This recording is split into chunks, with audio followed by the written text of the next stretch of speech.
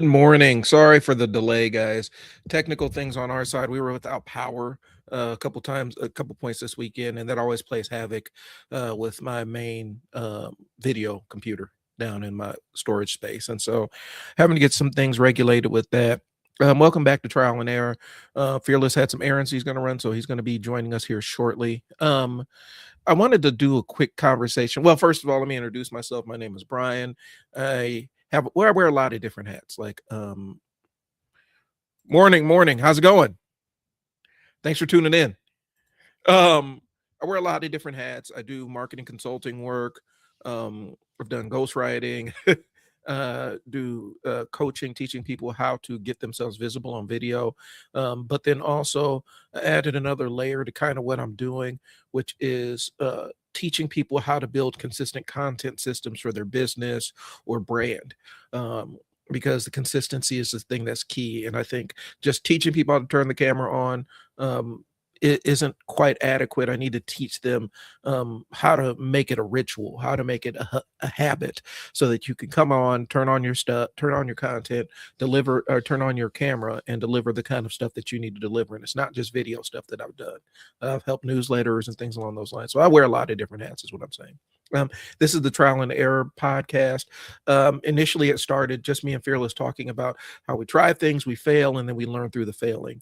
We try things that aren't successful, and we pivot and rebound to bounce a little bit higher. And so that's really what that's really what this show is about. This episode specifically, um, we're going to follow up on the conversation that we had last week about the cult of having things.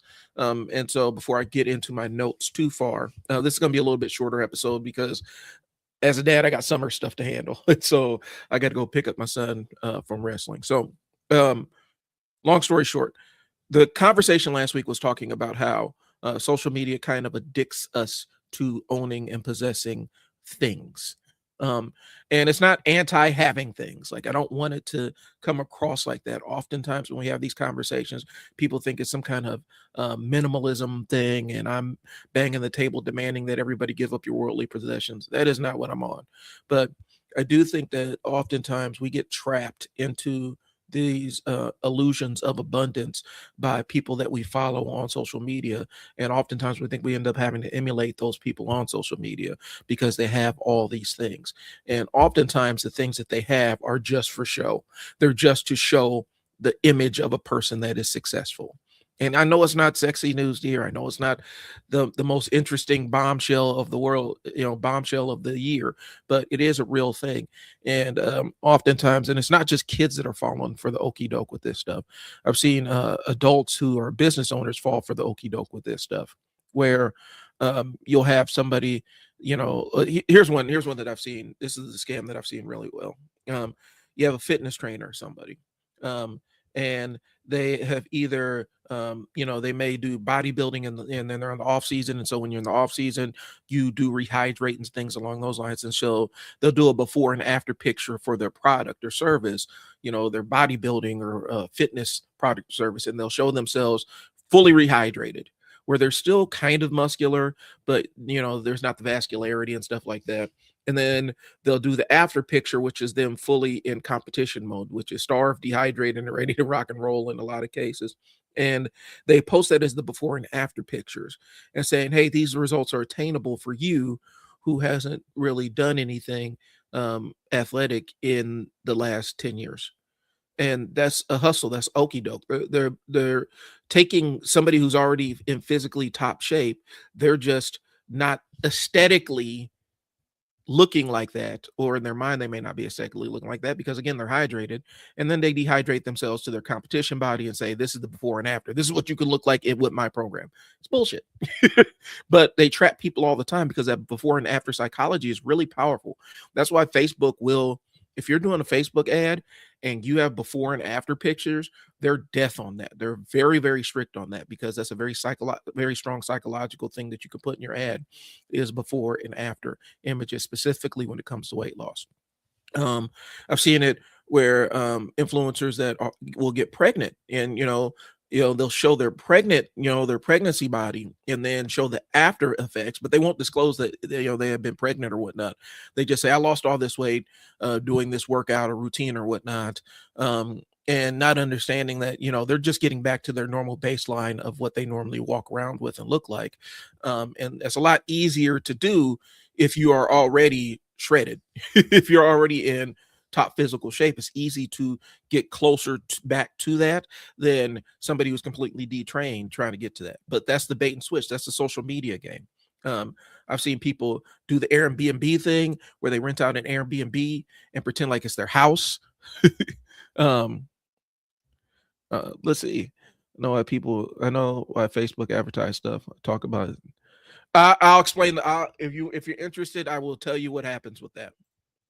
I'll explain a little bit of the science behind that, because you've been retargeted. That's retargeting an ad. And it's not hard to do for a normal person. For corporations who have millions of dollars for Facebook budgets, or even small businesses who spend a couple $1,000s a month on Google and Facebook ads, they do retargeting all the time. Hi, how's it going?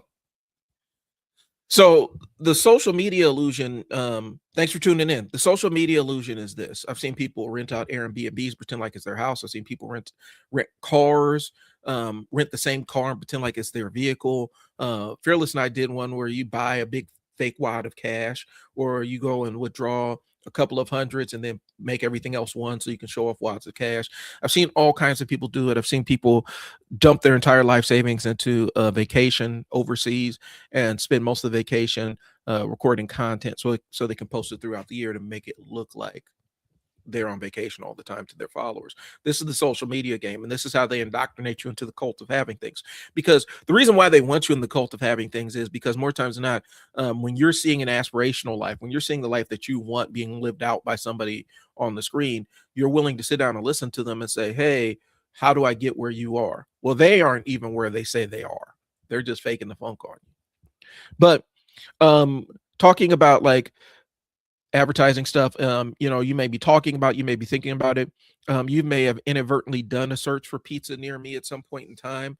And these algorithms kind of learn your patterns, they learn your habits and everything. They learn typically, specifically if you've done a Google search and looked up a pizza place, there's a good chance that that ad's going to show up on your Facebook feed. Just because, or you drive by a piece of place that you've ordered from before, the ad's going to pop up on your Facebook feed. That's retargeting. That means that you've gone to their website. Facebook pings you as somebody who's been to this person's website recently, and so then it says, "All right, we're going to show them another ad." And I don't necessarily, they haven't really disclosed the voice part of it, even though I do believe that it will pick up on keywords in your voice to show you. But oftentimes it comes through subconscious social media usage or subconscious internet usage, where you may not be aware that you were looking at pizza or you were Googling pizza ads or something, or you just curiosity saw a new pizza place you wanted to try. That sends a signal to Facebook to show pizza related ads to you. And like I said, it's something called a Facebook pixel that you can install on your website. And basically it tracks all Facebook activity coming to your website, and then identifies the people that landed on your website, and it also has metrics to track who's bought and who's made a purchase on the website to show you more of those ads. And that's retargeting. That's how it works. So again, the way they indoctrinate you into the cult is by showing you all the signs, all the trappings of wealth, all the trappings of success, and saying, hey, you can achieve this if you buy my program, or if you follow me, I'll tell you more, or blah, blah, blah, blah, blah. And it's kind of a fake it till you make it ethos, because they will sit there and sell you this until you actually do the money exchange. And you're not the only person that falls down the rabbit hole. Either you'll follow them or watch them. And it puts money in their pockets if they got a back end system set up to deliver that back end, deliver those leads to their inbox, and they can follow up. So they're basically monetizing faking success. And then once they get the money, then they start doing the success, and they're not faking it anymore. But the problem is, specifically on social media fame is fleeting, specifically when you're in the entertainment space. People get sick of what you do. Mr. Beast is encountering that right now, where people are avoiding his content where they used to search for it, you know, and it's disconnecting. His audience is kind of growing out of it. They're kind of tired of it, but then he's also failing to connect with a new audience. And so he's trying to reach out to other content creators in the space, a variety of content creators in the space who have different types of audiences, and figuring out what they do so that he can fold it back into it and become the biggest YouTuber on the planet again. And so his audience is kind of slipping. And so now even he is doing some of this stuff. But the reality is people will fake it till they make it. And then once they make it, they continue on that same path, displaying the signs of opulence and wealth. And more times than not, they can't afford that shit. Like, they are not in a position where they can actually afford what they're doing. And then that's where you find them doing a lot of these weird cash grabs, or promoting products that they know are fraudulent and things along those lines. That's a real thing. And so, yeah, that's the cult of having things. And like I said, when you want, it's easier to convince you to buy. And that's crazy. But when you are finding yourself wanting, it's easier to sell you on the idea of things that you can buy, things that will give you the things that you want, the lifestyle you want, the image you want. Very few people are living the Instagram lifestyle, right? Okay. And I know people who actually work in different industries and things along those lines. The Instagram lifestyle is not real in any way, shape, or form, but people have convinced themselves it's real. And so when you see these influencers in this big, huge, beautiful house, that may be an Airbnb that they've just rented out and recorded a bunch of content in it so that they can say that that's their house, right? It could be because they don't want you to know where they live too. I mean, internet is full of weirdos. But more times than not, they'll even rent out a house, they'll rent out a car just so that they can show you what things look like. A lot of times these people, when they do pranks on the internet, sometimes they're even staged, because they're like, I'm scaring my mom, but the camera is running the entire time. So this spontaneous thing happened to get recorded, right? So let's recap a little bit what we talked about last week. Again, this is not a critique of people wanting nice things, and this is not a minimalism video. That's not what I'm about. Okay, this is not anti-nice things, so we got to be clear about that. There's nothing wrong with travel. There's nothing wrong with buying something that you enjoy. There's nothing wrong with buying nice material items if you like them. The problem is when you're buying those items to validate somebody external to you so that you can show them off on the internet, or because you saw somebody on the internet with said item. Okay. That's when it ends up becoming problematic. Okay. It's about when you stop wanting the items for you and you want them to show other people. That's where it starts getting problematic. And the experience, instead of going on vacation because you want to experience a vacation, you're going on the vacation to have a documented proof that you took a vacation to your followers on social media. That's where it starts getting weird. That's really where it starts getting weird. Internet turned everything into a display case. Social media really changed the way that people experience their own lives. They just don't do things anymore to it because they enjoy them. It's packaged and displayed so that I can't take a quiet. Some people can't take a quiet vacation with their friends and family, right? It's got to be content. Now, there's a business motive behind that, because oftentimes, if you, especially if you have a business or some kind of production business set up underneath your content business, if you're recording, you can say that's a working vacation and write off some of the stuff in taxes. And so there is a profit motive behind it. But I'm talking about people that have no business model underneath their social media, and they're just out here for the vibes, trying to build an audience, showing how awesome their life is. And it gets weird. Like I said, I've walked around Vegas with my wife, and walking around, just the hotel, and seeing people coming out of the mall and everything, and people selfieing and, cameraing and all this other stuff, showing how they're in Vegas and stunting and all this other stuff. And then you look at them, they're just the saddest, most miserable looking people you've ever seen. Like, you truly are not enjoying this. You're not enjoying being here. This is a business decision for you. This is something that you're pretending to enjoy it because that's what your audience wants to see. But this isn't really just more of an academic decision for you. Okay, vacations should be restful. You should be able to rest on your vacation. Um, and I do work on my vacation, but work is kind of one of the things that does relax me after a while because I like what I do. Um, a dinner out's not just a meal; it becomes social proof that you're outside and you're in the restaurant and you get to show off your food and what you're eating and things like that. You're not pampering yourself to pamper yourself. It's kind of the weird thing with the soft life creators where they're not showing the soft life because that's something that they particularly enjoy. They're showing it to make you want it. And more times than not, if they're savvy about it, they will have some kind of offer underneath that so that you can get on their level that they're faking. That's the game. Okay.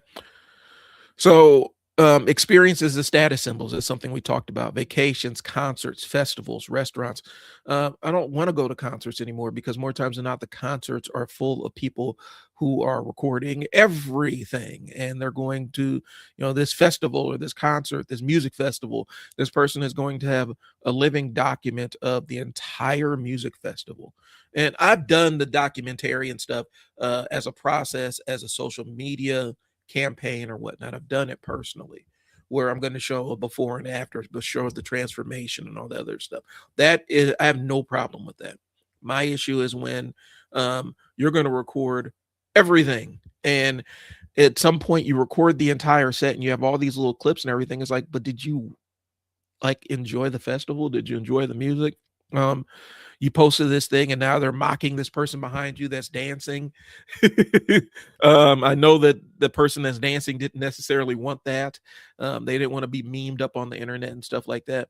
But we see it commonly. People want to record every birthday trip and destination event and these curated memories and things, and they have to be online so other people can see them and they can get envious of this entire thing that you've staged to look amazing on camera. Okay. Sometimes experiences are meaningful. Sometimes they're necessary. Sometimes there's people genuinely need to rest and escape. And I'm not saying, you shouldn't record any of that stuff. The selfie from the beach or whatever isn't cool. But when you're more times than not, I've seen influencers in the space use this as leverage to try to hook people in to chasing this lifestyle that they're pretending to live. I hope I'm making sense on this because there are layers to this. Let me know if this is making sense to you. Okay. Here's the thing. It becomes problematic when people can barely afford to continue the performance. Okay. That's where it starts getting uncomfortable. And that's where you start seeing them do a lot of these quick money stunts or they're promoting dubious products. Of seeing people that were anti, saying I would never take money from a gambling website. All of a sudden, now they got gambling website ads on their stuff. It's a real thing. Seen it. And a lot of times that comes in the last month's check wasn't hitting the same way and the previous month's check wasn't hitting the same way. They're starting to see the decrease in their viewers. And because the only business model they have is pure views, is just getting people to watch their stuff. When people lose interest in the thing that they're in the product that they're creating, what happens is they start taking anything. They end up becoming mercenaries for their own stuff because now they got to get money in no matter what. And yeah, your views are down, but you're still getting millions of eyeballs on you. And some of these gambling companies really like that stuff. They love your audience. They want you to put their product on in front of all these people so that they can see it. And that's where you start seeing some of these creators start taking some things that that they were ethically opposed to before, just because the money got too good or the money started slowing down from one thing that they were doing because they didn't have a business back end on the thing. But yeah, some people are spending money they don't have to maintain a lifestyle they cannot afford just so that they can show you that they are living a lifestyle, but they're not telling you the other side of it. Okay. And it's not because they're stupid. It's not because they're shallow. It's because the comparison is powerful. That's how they get more people in their system. That's how they get more people to watch what they're doing. And if they're selling a product or some kind of coaching or something, that's how they get you in, by showing you this idealized world that they exist in. And it's idealized for you because that's why they're showing it to you. That's why you're watching, because you're like, damn, I want to be on vacation there. I want to be doing this. I want to drive the exotic car. But it's also kind of role play for them because they get to play the part of this super successful person. The person I've seen it do it the most, to the point where it became a meme, was Ty Lopez. Back in the day, man, Ty Lopez was, you know, I have this for Lamborghini and I'm in, with this 3-car, in this multi-car garage. I'm staying in this big mansion and everything. Mansion ain't never furnished. The mansion is sparse. It doesn't look like another human being resides there, but this is his mansion that he's telling you that he has. And he did it to the tune of being able to trick some investment capital into his scheme to take Radio Shack and Dress Barn online. And the lawsuits are still pending from that. So oftentimes they'll use all this fake signs of success and opulence to rope you into a sales funnel. And so that's really the edge on it. Again, I seen Ty Lopez pop up now. Once he started this, hey Fearless, what's going on? Hey. He spent all these times in the 20 teens, saying that you can get rich doing his system or whatever he was selling. And he's talking about how that's where the entire how you were going to count our wealth in Lamborghinis thing started. He's showing off his new Lamborghini in this mansion that doesn't look like anybody lives there, because that's him showing his audience he's successful. And they bought it and they put money in his pocket. I mean, that's the game. But now he's jammed up with the feds because of this entire getting investment capital to buy. I'm gonna take Dress Barn, I'm gonna take Radio Shack online, and he didn't do it. Now they want their money back. Oh wow. Yeah, Is that what's going on? that's what's going on with him.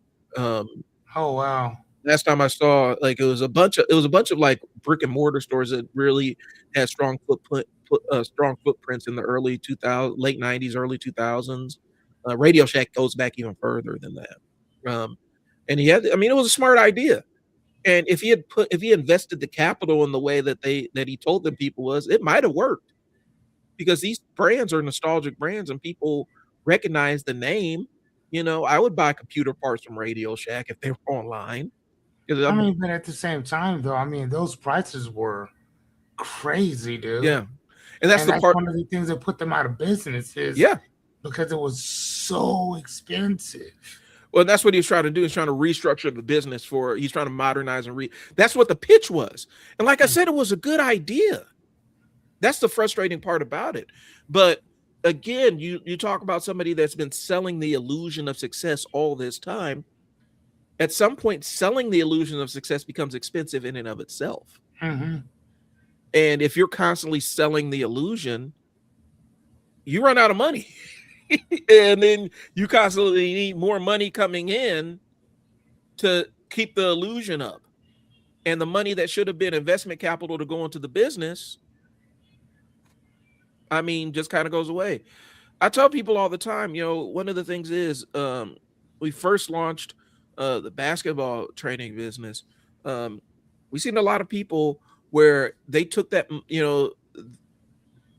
we've seen people in the similar line, and the first thing they did was start flashing with it, as opposed to reinvesting the money in the business and growing the asset.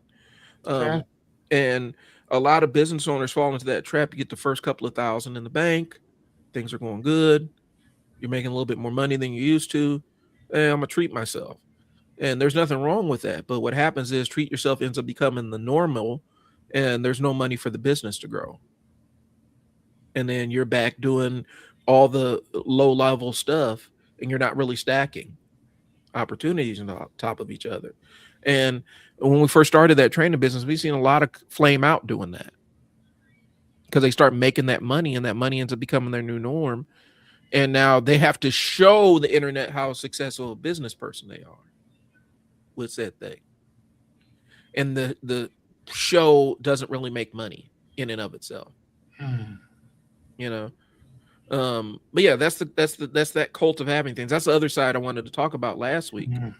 Was there's a motive behind it more times than not, and if there is no motive behind it, then it gets really sad Mm. because now they just on Instagram for the likes, taking these expensive vacations that they don't really can't afford and don't really want to be on for the likes. Right. Meanwhile, I'm sitting there watching my son with his joy of his first paycheck, and he was just blown away. Like, I'm going to get $300. Yes, you are. Ooh, I could pick up this shift and that shift and this shift and that shift. Like it's flipped a switch in his brain where he's like, I can work and earn and save more. And he's not even thinking about what he can do with back to school shopping or anything along those lines, which is surprising and refreshing to me as a father. Like, okay, maybe something is landing with him about this, Right. um, about how he perceives money with things. But social media will wire your brain to pursue the thing. Like I said, I talked to a young man who's a business owner, bro. Like he owns a service business that's doing really, really well. And he is sitting there like, man, I don't know if I'm doing the right thing. I see all these kids my age, 23-year-old kid. See all these kids my age, they're doing all these vacations and everything. What am I doing with my life? Like, you're actually making the money that they're pretending to have. Some of them are rich. Like some people are just, their parents are rich. They can be in the French Riviera every summer, Mm-hmm. and it doesn't hurt them. But most times not. It doesn't. It's not real. So that's where we're at. I think we're on if we're looking at the outline, number 6, when people can barely afford the performance anymore. Hey, there's a new movie coming out in I think either August or October. With Facebook. What's it called? The Social Retribution or something like that. Yeah. And do you know what I'm talking about? I don't know. Let me look it up. Yeah, because Jesse Eisenberg said that he didn't want to do it, so then they brought in another guy. I personally wish that he would have said yes, because then that would have just kind of streamlined that whole thing in general. But so there's a retribution, something like that. The Social Reckoning. The social reckoning, and one of the things for the advertisement that they were showing was that Facebook got their data back, which was talking about the unaliving of people, self-inflicted unaliving because of going to their sites and comparing themselves to what everybody else is doing. Right. And then people's, like for myself, even I am a grown 47-year-old man. I'm not on Facebook like that. I'm not, like, even on Instagram, like certain people, if I know you, I'll watch you for the most part. Like I have a friend who's on there, and she's always like modeling different stuff or whatever, and she's a beautiful woman. But when I met her, I met her while she was in college, and she does something in the financial sector to have $1 million house.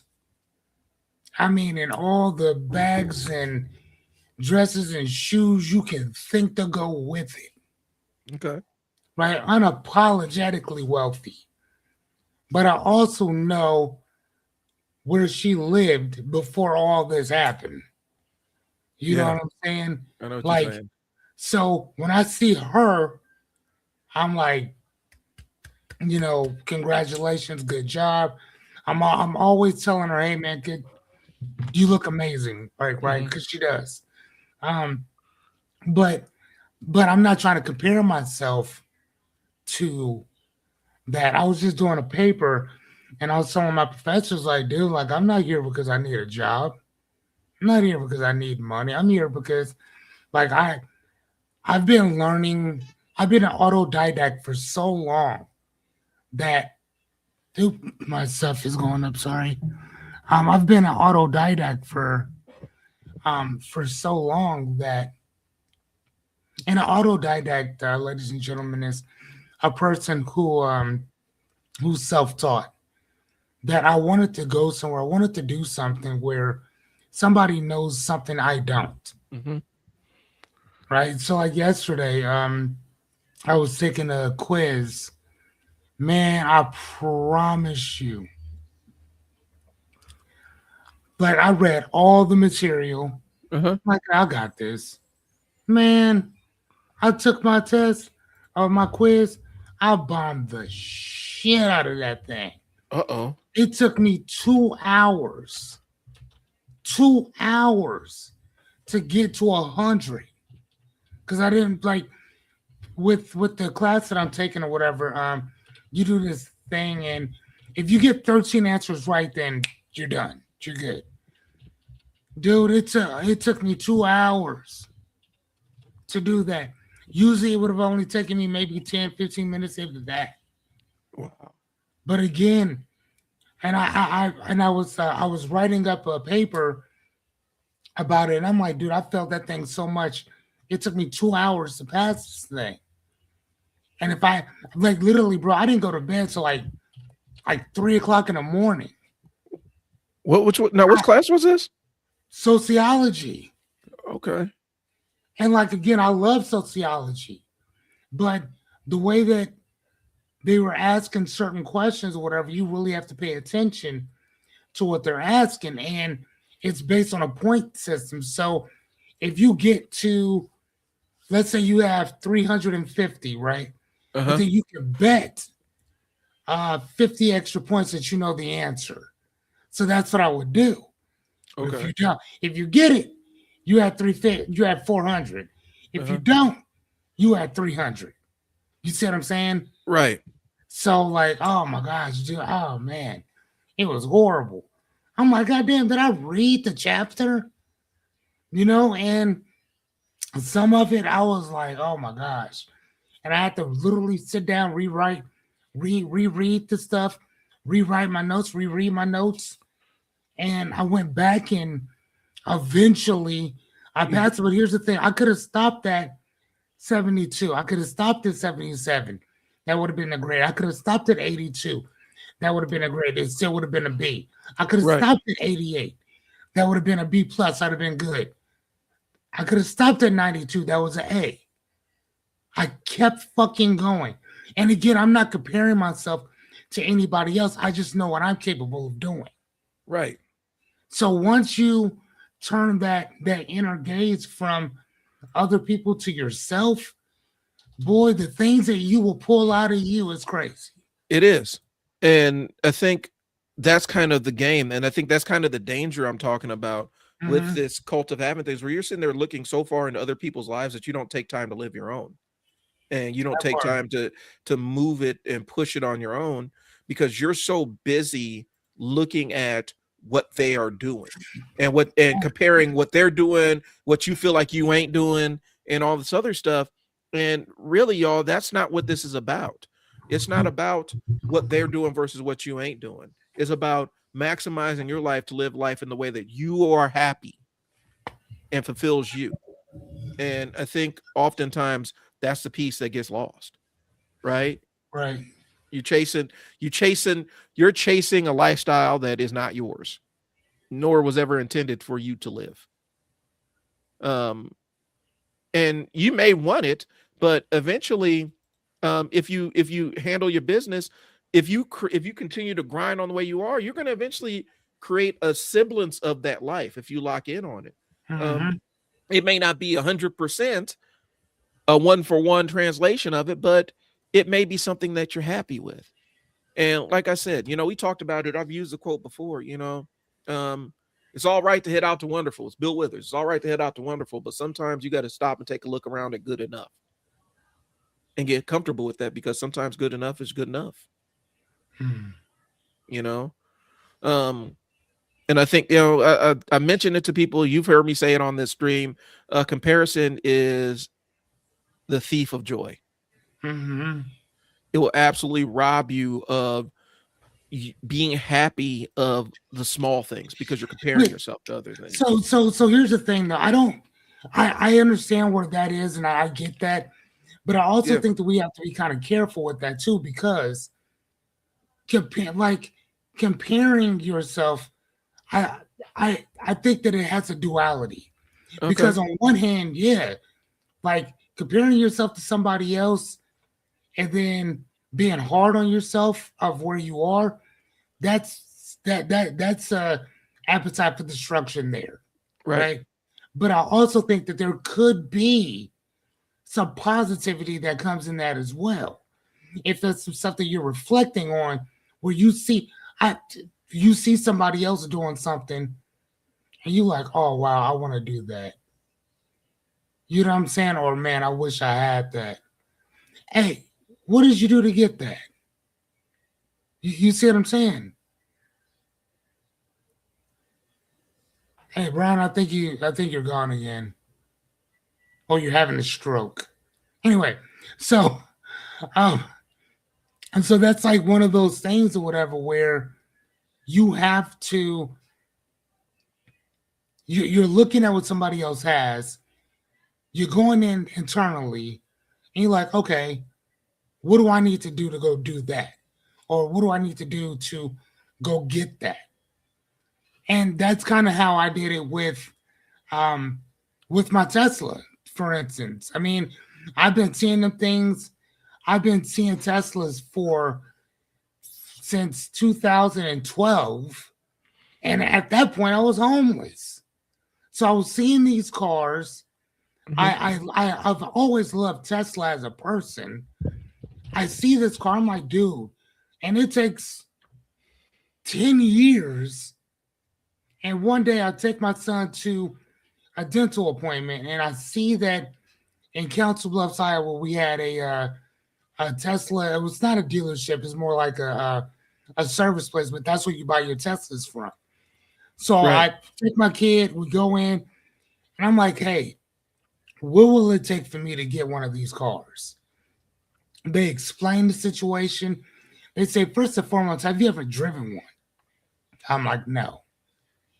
They said, okay, how about you test drive one first, and then we'll talk about how you can own one. Perfect. Man, I took that car at like 11. I didn't come back till like 3.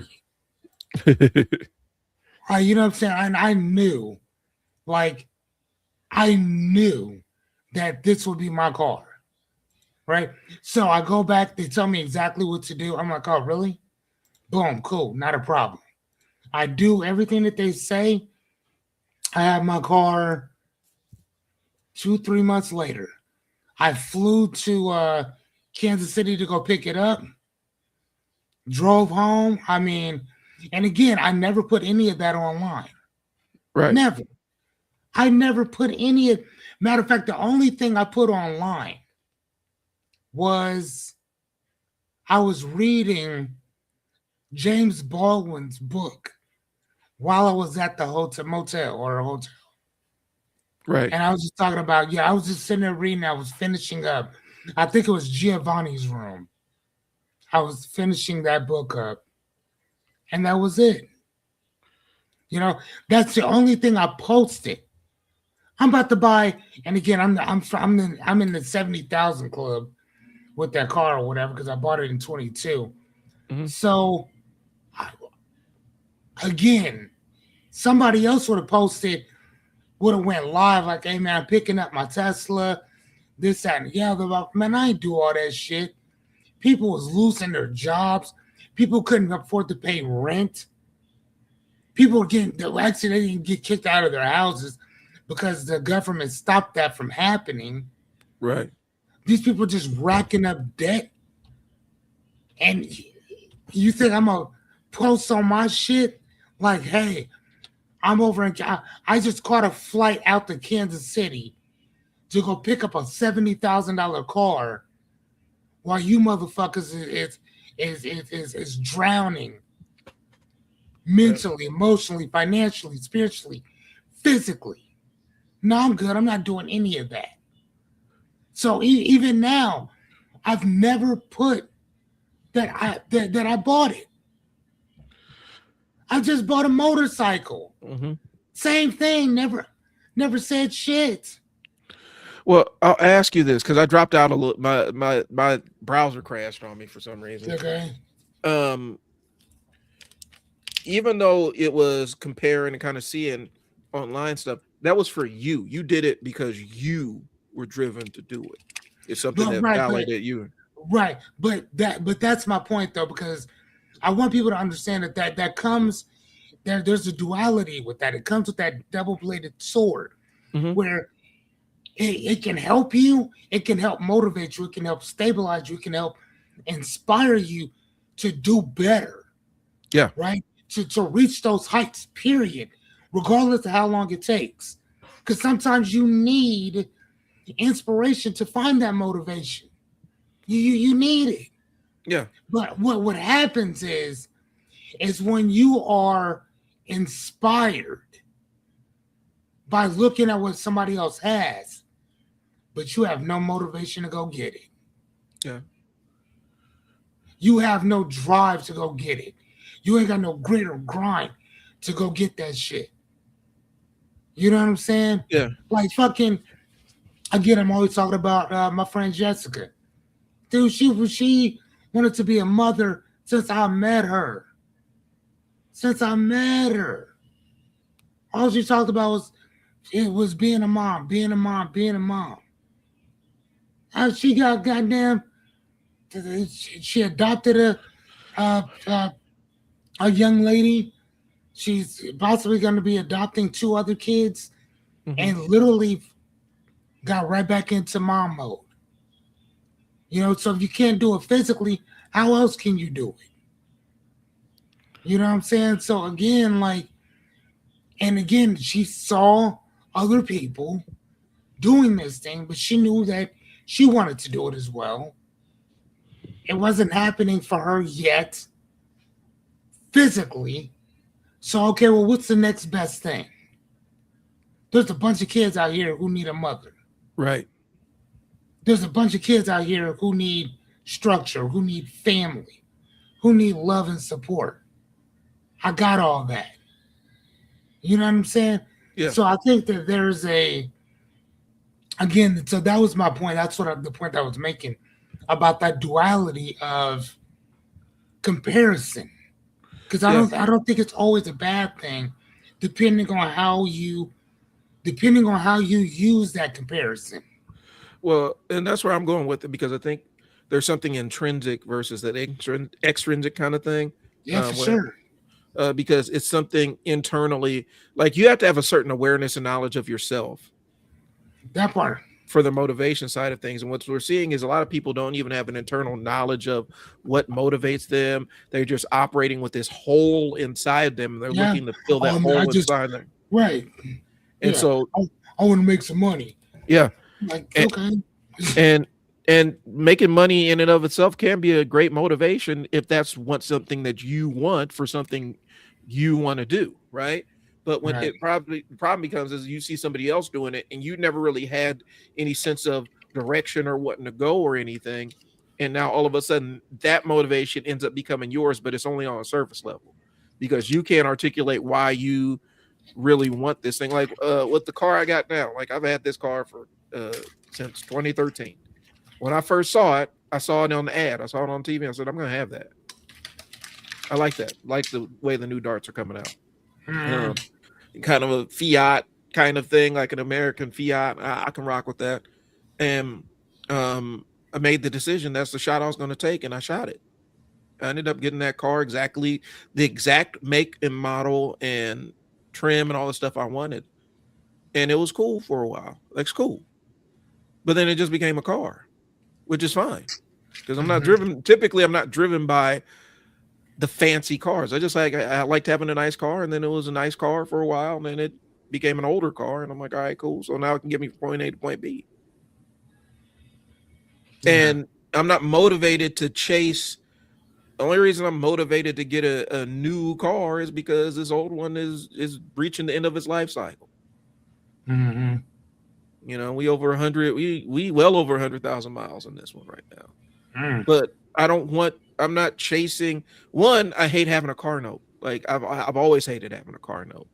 And my biggest motivating factor when I had a car note was get this thing paid off as quickly as possible, and that's what I did. I want to shovel as much money at this thing as quickly as possible, so I don't have to worry about this no more. Mm-hmm. But that was the thing I was motivated to do. That's the world I was creating for myself. When I said one day, I feel like I missed opportunity in college. I got talked out of some stuff that I probably could have followed up on, made a career out of. I said, all right, it's not too late. Let's go learn this camera thing. You already know broadcasting. Make it happen. Mm-hmm. So I'm doing right now. Right. And so, but it didn't, and it came from, oh, I see this person, they're on the same mission I am. Let me see what I can kind of borrow from them in their journey and apply to my own. But I think what happens is, and that's where we start getting into that cult of having things where somebody has this emptiness and they don't quite know what the emptiness is, but they start acquiring material things to fill the emptiness, and they never really sit down and linger and say, what is making me feel this whole? Right. What's making me feel this way? They don't ever address it in any meaningful way, and so they end up substituting social media and substituting people who seem to be happy, because that's the thing I got to stress. They appear to be happy on social media, but then you look behind the curtain and they struggling just like everybody else. Mm-hmm. And I think that's the side that we don't necessarily see. And then you start hearing about these influencers that got drug habits, and some of them self-terminate. Like, well, they had everything. Well, I don't think they did. I think they showed you that they had everything, and that was part of the thing. But the other side is when I see people out doing their thing on social media, my little cousins must think I stalked them, because I share their stuff all the time because they out doing stuff. Different industries, modeling, singing, sports, I share their stuff all the time. Mm-hmm. Because I'm like, yeah, I'm your biggest. I'm all the way in Omaha. I'm one of your biggest cheerleaders, because I'm always going to push what you're doing, and I try to push other people's stuff as much as possible, because that's what gives me seeing other people get successful. That's what makes me happy. And I discovered that back in the days of, and I was fortunate enough to discover that back in the days when I was working in group homes, seeing these kids graduate and go on and live their own lives. That was the thing that motivated me. So I moved up through management, seeing my staff get hired to do other things, people seeing them as good hires. Like, oh, that's kind of a boon to me, because I'm building them to be the next generation of managers. And I realized that a long time ago. That's the thing that got me out of bed, is helping other people. But again, helping other people is not the easiest thing to build a business model around all the time, because you're so motivated, you're driven, you get so much from helping people that sometimes you don't think about, well, the material side of things. Like, okay, I'm driven to help people. Who's helping me out? Well, I got to help me out. And in order to help them the way I want to help them, is there's got to be a fee attached to it. That's the challenge. So again, what we're talking about is a lot of the cult of having things is about convincing you to get things that you don't need, you're only motivated to get things on the internet because somebody else has the thing on the internet. And it's not because you want the thing on the internet. It's because you saw somebody else experiencing joy with said thing, and then you're going to go out and get the thing. Right. I think that's also why we have such a weird reaction to people actually genuinely being happy about things or being carefree. There's an entire thing about why, back in the days we didn't have phones in the club, and that's why people could let loose in the club. And now people go out to these things, and it's just a big photography on their phone, yeah, clicking everything. It's like, bro, that's on there. Recording everybody. Nobody's able to dance and have a good time or everything, because everybody has to document the experience. Everybody. And it just makes the entire, like, I see young people saying, I don't want to go out to the club, because all they do is everybody has their phones. Nobody could ever cut loose. And they sitting there like, was it really like that in the 2000s? Yes. Early 2000s, late 90s, early 2000s, it really was like that. The bubble parties and the bubbles come down and everybody's having a good time. Nobody's recording anything. You ain't got to worry about being viral on the internet. And if they were recording, Yeah. They had a big, huge recording thing, a camera or whatever, so you saw it. So if you didn't want to be on film, just don't be over there. And that's literally all it was. Right. Don't be over there. You Be ain't over gonna on the other side. you ain't gonna go viral because you messed up a dance step or something. No. Now that's it. Like you do a funny dance or something, you viral on TikTok, Instagram, Twitter. They changing it, they editing your face on it, making you look funny and crazy and stuff. And I couldn't imagine living a life like that. Right. And that's why I can see these kids opting out. Like I don't want to go out and socialize with people so somebody can record me at my having fun. But I think that's the life we created, where people, and maybe that's the actual premise of this show right now. It's talking about not living your life for show or display, not living your life so other people could see what you're doing. Mm-hmm. You let them in at points and times where you feel like letting them in, but that's not your core driving thing. Like I said, I've done before and after videos for projects I was working on, and that's great content that drive, but there's a reason behind it. Right. So, all right, let's figure out where we at here, because I gotta go pick up. I gotta go. Yeah, I gotta go pick up this boy here in a second. The role of scarcity and escape. Okay, people spend money on joy because life can be hard. You know, my mom adopted me, and so she adopted me as a single parent. And there were days where she's working 2 jobs and going to school for a master's, right? She likes to have nice things, and so every once in a while she buy herself something nice that she liked. We may not have had the money for it or something she saved up for, but it wasn't a lapse in discipline. It was the motivation to keep going. And so that's fine. And I don't want people to take that away, that I'm saying don't buy things you like. I don't believe in these YouTubers that tell you you can't ever cut off all your friends and forget all vacations and don't go to any weddings and don't do anything, because that's what it takes to be successful. Right. I don't think that that's a life for everybody. And I'm going to tell you the reason why I know that's not the life for everybody, because that's what I did early in my career. From basically 21 through almost 30 is what I did. And that's why I was able to get to kind of the top of my little industry, human services, working with kids and families. I was able to hit my goal by the time I was 30. And then I got to my goal and I'm like, wow, this is empty. I got the big office and the big desk in the bay window, and I'm able to got the great view of the cityscape and everything. And this is empty. This doesn't feel like anything. And it's like you worked all the, it was something I wanted to do. But and I enjoyed the day-to-day work of it, but just sitting in the desk and being there, it's like, oh, this is nice. The hedonic adaptation, where you just kind of get used to the new the new world. And it hit me just like that. Like, this is pretty empty. I got to find something else. So I got to find something else to give that feeling to me. And I found it working with my staff, working with the kids. Yeah, I found mine reading. Yeah. Pulling out a book, sit down, read for a while. And that's what it is. So I don't like when they talk about, these welfare families, people on food stamps getting candy for their kids. They can't have nice things every once in a while too. Just because you're poor doesn't mean you can't enjoy nice things. Sometimes that's the only thing that keeps you going. Right. And so I think, and instead of questioning the system that put them in that situation in the first place, right? Like I will get it. Listen, I had a little bit of commentary. We just had somebody basically rig the entire financial market system to make themselves a trillionaire on paper,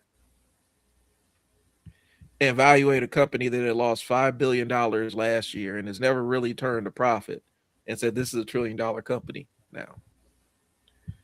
And by virtue of having the biggest stock on the biggest stock, period, you're basically forcing a lot of retail people who own 401ks for retirement and things like that, or ETFs and retirement. You're forcing them to basically buy your stocks if they're automated. If they're automated where they just get all the big cap stocks, they're automatically going to get this stock in their portfolio. And when the valuation drops and corrects, because it will, it's going to, because it's not necessarily real in the first place. What's going to happen is all these people are going to be forced to endure this, and they're your exit liquidity. They're basically going to have to take the haircut on their 401ks. Like it's going to happen pretty quick, because that's what happens with IPOs more times than not. Initial public offering, the price drops and corrects to what it really is, or closer to what the really valuation is, and you let it rebound, and then people ride it back up. There's going to be a lot of people who are retiring who never signed on to have SpaceX in their portfolio that are about to pay for it, and they're about to lose money on it because they never had a choice in it. But like, we rigged the whole system was rigged to create that environment, right? But you mad about people selling food stamps? You mad? Priorities, man. Right. And that's the world we're in right now. And so I get it, guys. I get it. I get wanting to spend on something nice just for the sake of it. Because it's sometimes vacation isn't flexing. It's survival. Getting out of town for a little bit is the only thing that's going to keep you sane, keep you in the game. Right. Okay. So the issue is, are you choosing joy freely, or are you letting somebody else, are you performing for the camera and pretending like that's joy? And that's what the real crux of the issue is. All right. We talked a little bit about this validation seeking. Okay. The cult of having things is, and I think the engine that drives that is external validation. Mm-hmm. What do we got on external validation, Fearless? What's your take on? Because I think you have a good nuanced take. Because sometimes the external validation is valid, and you do want to pursue it. Like, you want to show out for your kids, you want to show out for your family, the ones that matter to you. But I guess, where's the line between seeking external validation that's positive versus where it ends up becoming a corrosive force in your life? So I think that a lot of it has to do with what is your end result? You know what I mean? Like, what are you actually looking for? Like, what matters most? Mm-hmm. Because you got to remember, you're not taking any of this shit with you. So I mean, is it who can collect the most toys before you die? Because there's always going to be somebody richer than you, and there's going to be somebody poorer than you who has more than you. So how do you compete with somebody who doesn't have a fourth of what you have, but is happy? Right? Right. And I mean, sometimes, like, I remember when I was homeless. I might sound crazy for saying this, but I got more done being homeless than I've ever gotten done when I bills, this, that, the other. Oh my gosh. Mm-hmm. So much. And not only that, but you're able to live, if that makes any sense. And I know that that's the paradox of homelessness, because you're like, well, you don't have a place to stay. Mm-hmm. Well, technically, neither do you. If you think about it, the house that you live in is rented or leased. Right. Right? Your house could be picked up and thrown somewhere else. Right? And now your house is gone. Now what? You go find another one. Right? So if you really think about it, you were living in a $200,000 to $400,000 underpass. Right. That you keep all your shit in. Uh-huh. You know what I'm saying? Like, seriously, Some people said fuck it and putting just start staying in storage units. Mhm. Such as like the climate control ones. Shit, why not? Uh, You know what I'm mm, saying? That's 200 and some dollars. Have somebody come in and come get you in the morning. right. You know what I'm saying? Boy, you can do all kind of. Boy, you can be in there just chilling. You know Yeah. what I'm saying? Like seriously, get you one of them climate controlled ones. Who gonna know? Well, and I think the bigger piece we talk about it is, you know, if it's what you want to do and it allows you to meet your other goals, you do what you got to do. And I oftentimes think that people lose sight of what it looks like because the work in progress is messy. Nobody ever wants to see the work in progress. Nobody ever wants to see how the sausage is made, but they love to put sausage on the grill and cook it up.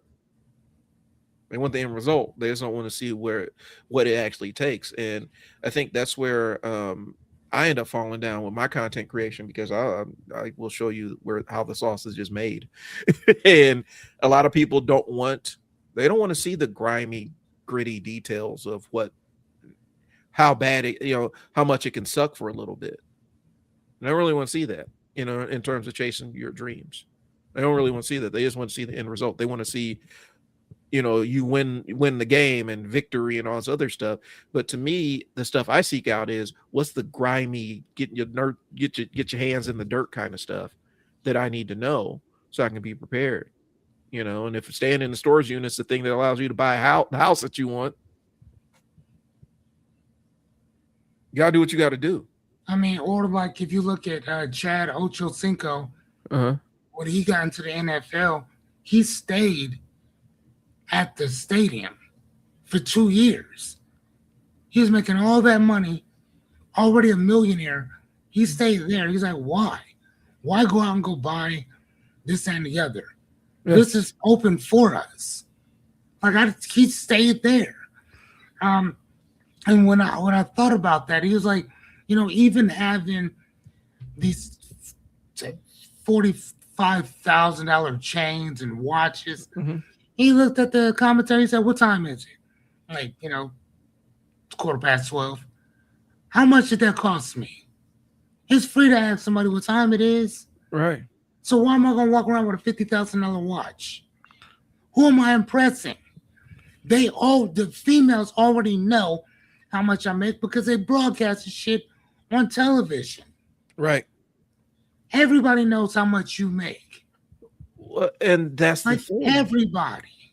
You look at something like I know there's a couple cats on the 49ers that got a roommate. Like because they living in the Bay Area, because even that NFL salary after taxes, agent fees, league fees, you have to be in the union and stuff like that. So you got dues that come out and everything.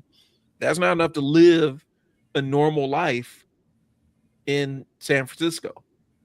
And so they got a roommate, and they ain't ashamed of it. Like, I'm in the NFL, but I got to save money too.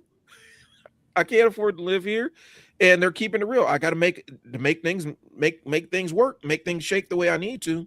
Um, I need to have a roommate. When I used to have to ride the bus to the job, I had to ride the bus to the job. When I had an old beater car, I had a raggedy car driving to the work. That's what you got to do. This is what success looks like. This is what building from the ground up looks like. And I think we don't really, that's the entire premise of trial and error, y'all. We want to show you the messy side of it because that's where the lesson is. That's how you bounce higher. I think we get too caught up in seeing somebody's end result and comparing our lives to their end result.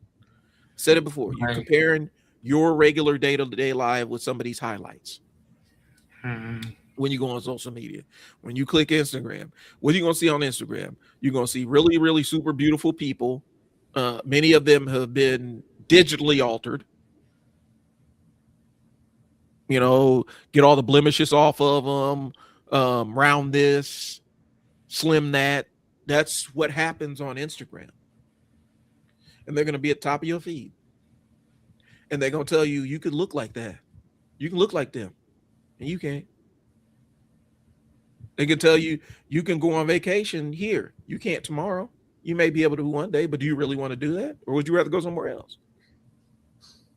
That's the game that's being played on social media, and that's what the cult of having things. That's being indoctrinated into the cult of having things, where you just want it because you saw somebody else have it, and there's no other reason for wanting it. It didn't spark anything in you. It didn't inspire you to do anything.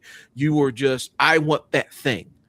And I think Right. that the difference between your story with the getting that Tesla is it inspired you. Mm-hmm. You were motivated. It inspired you, as opposed to I just want it because I saw such and such driving it and it looked cool. Yep. I think DDG, the thing I follow DDG a lot, kind of like his business savvy or whatnot. But one of the things I got stuck on was I think it was Timex came out with some new pieces. I used to be into the watches and stuff, and he was mad because they were taking a lot of the stuff that was on their more high-end luxury stuff and putting it into a regular consumer brand. He's like, well, how's somebody gonna know that my stuff is this if y'all doing this? He was mad about it. I can't wear this anymore. Yeah. Because it's not better, it's not special. And my thing is, I'm like, it's a watch, but I'm not motivated by the same things he's motivated by. He's motivated by the exclusivity. That's like a nice watch.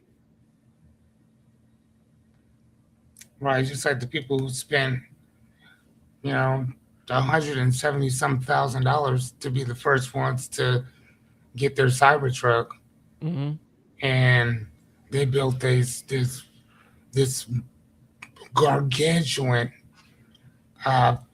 factory to start pumping these things out, and nobody really wanted any. Uh-huh. And now they're sitting around with egg on their face because they ain't nobody trying to buy that shit for no 150,000. Right. Ain't nobody trying to buy it for no 100,000. Ain't nobody trying to buy it for no 90. Like, and so they're gonna have to keep rolling back that price, and they're nervous because they were trying to get the gang in the fame that they got with the Model Y, with this, because the Model Y is still the best-selling Tesla, Right. period. Right? It has affordability, it has everything, which is what I have. Love that car. But the problem is that just like with that, when it came out in 22, you had to wait, but they also tagged that car where they basically charged an extra $20,000 Yep. for it as well, and they did the same exact thing with the Cybertruck. So I think that the people who were smart sat back and was like, all right, nope, I'm not gonna get this right now. I'm gonna wait a few years because I guarantee you that price is gonna go down. Now they can't give them goddamn things away. Well, this is so I'm in the Osmo Pocket 3 Facebook community. Okay. And it's coming out that everybody there's every other post on there for the last 3.5 years. They've been Osmo 4. When's the Pocket 4 coming out? When's the Pocket 4 coming out? When's the Pocket 4 coming out? The new Pocket 4. I just saw the stats. Blah blah blah. They had saw some fake video on YouTube about it. Really? And then the news really dropped. Like they're dropping the Osmo Pocket 4, and people like, are you gonna get it? Are you gonna get it? And I'm like, I never buy the first round of tech. I never buy the first batch. Right. I never buy the ones that are freshly made from the I don't like pre-orders. I don't want the first round because that's typically where they do all the beta testing. That's where they do all the bug testing. Like in that first wave of tech that rolls out, when you get the first round of PlayStations, like when the PlayStation 6 drops, if you buy a PlayStation 6, when it first drops, you're going to have issues. Xbox did the same thing. Cameras are notorious for that. No, even Grand Theft Auto 6 right now, there are people playing it right now, getting all the bugs and stuff out of it. So people are like, well, that game's not coming out until November. No, that game's already out now. Yeah. There's just a certain amount of people getting. And at least they're actually bug testing it. I'm talking about they ship it and sell it, and then the first units that hit the consumer market are basically they're basically asking you to debug their hardware. And I told them that.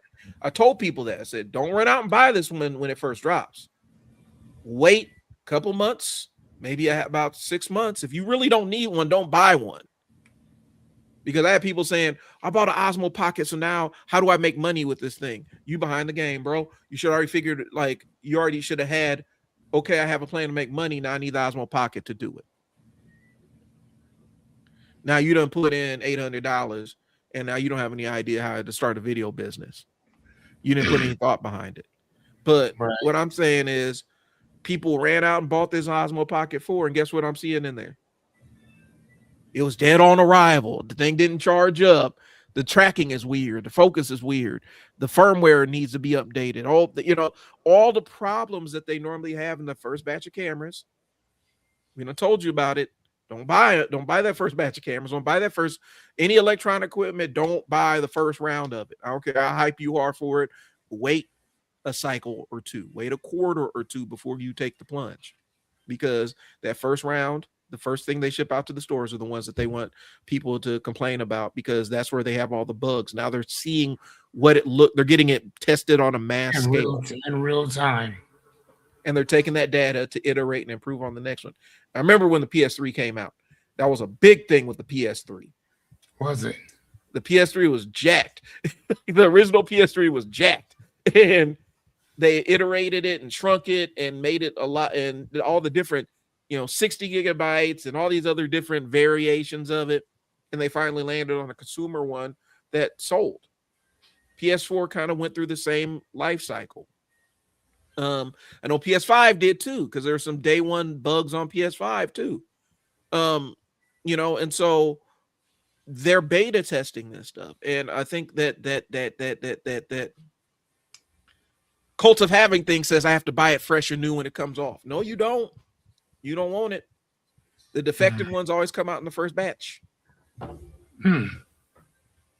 And so that's what it is. And so I think that falls into it. It primes you to be a day one consumer of said product.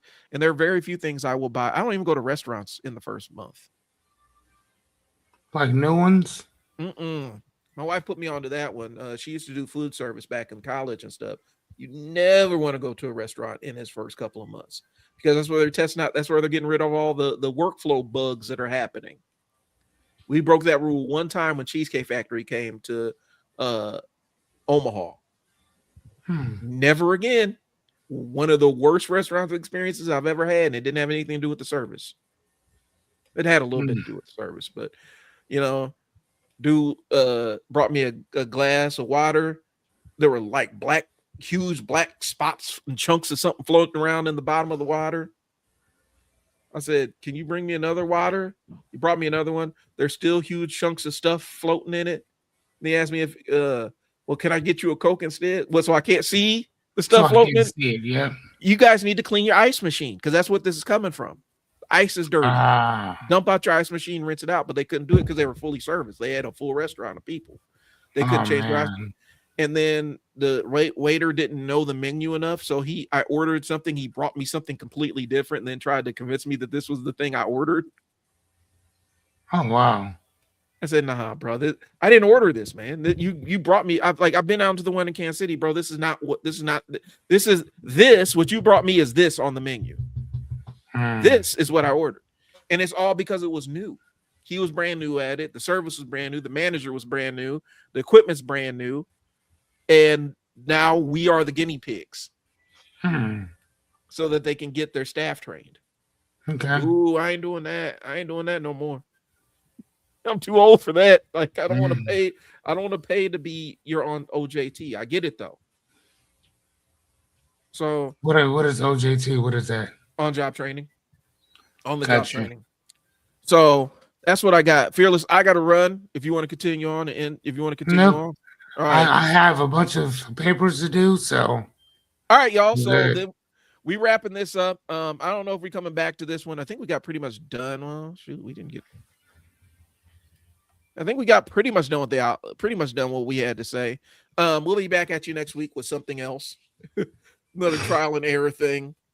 I might go back in the lab. I might go back in the lab and see if there's some old topics that we can revisit, just to orient. concept.